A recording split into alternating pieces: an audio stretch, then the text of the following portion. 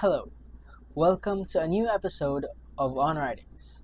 Sorry for not posting lately because school has just started and I got really busy.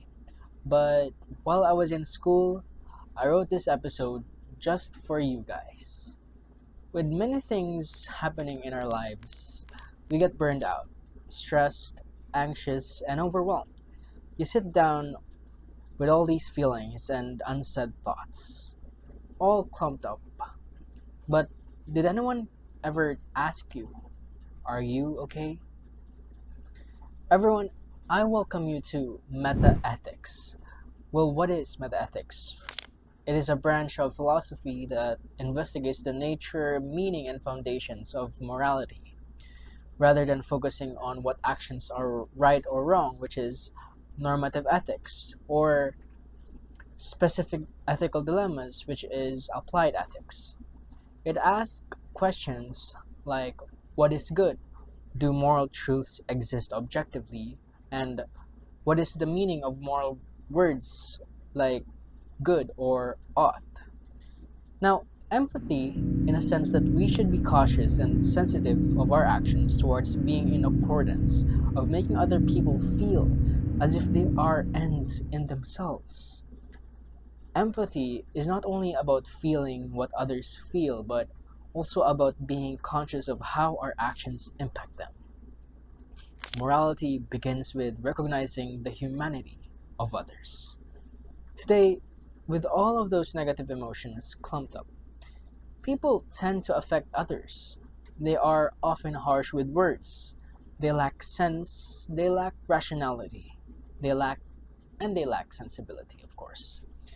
This has to do something with truth, because in order to fully empathize with such people, we need to know the truth. Empathy without truth can be misguided. People often act, quote unquote, out of empathy, but sometimes based on assumptions, biases, or incomplete truths, which can lead to harm rather than good. To truly empathize, we must first understand reality as it is, not as we imagine it. Say, for example, helping someone based on pity but misunderstanding their actual need can make things worse. Like what ancient Greek philosopher Socrates once viewed that knowledge or truth is necessary for virtue. To act rightly, we must first know what is true. In times when we are down, we find truth and enlightenment. In my justification, if we cry to know the truth, then we are empathizing for all of mankind. Crying for truth equals empathy for humanity. Seeking truth is not selfish, it's a way of connecting with everyone, because truth itself affects all. We shouldn't act for someone out of our own empathy. We have to empathize first our actions to foresee if it will affect or even impact the goodness of people. Similar to Aristotle's practical wisdom, phronesis, which is foreseeing outcomes that ensures actions align with human flourishing.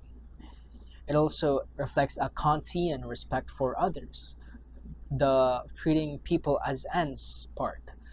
It's like flipping empathy inwards, because it's not just what others feel, but what our future actions will do to others.